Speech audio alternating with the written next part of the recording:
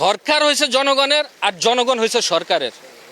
সরকার যদি আমাদের পাটের উপরে ভালোভাবে নজর দেয় তা আমি মনে করি এই কাপড় না আরো ভালো কিছু ওয়াশ করে আরো তৈরি করা সম্ভব।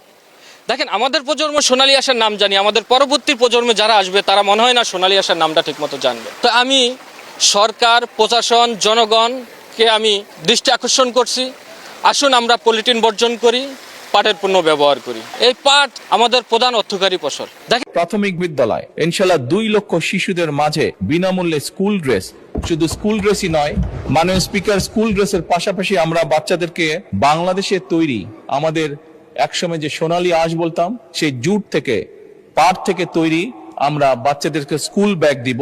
এবং একই সাথে ড্রেসের পাশাপাশি একই সাথে আজকে সকালে মাননীয় স্পিকার একটি পরিকল্পনা গ্রহণ করেছে, আমরা চেষ্টা করছি প্রাইমারি স্কুলের বাচ্চাদেরকে আমরা জুতো সরকার থেকে দেব, জুতাও দেওয়ার চেষ্টা করছি।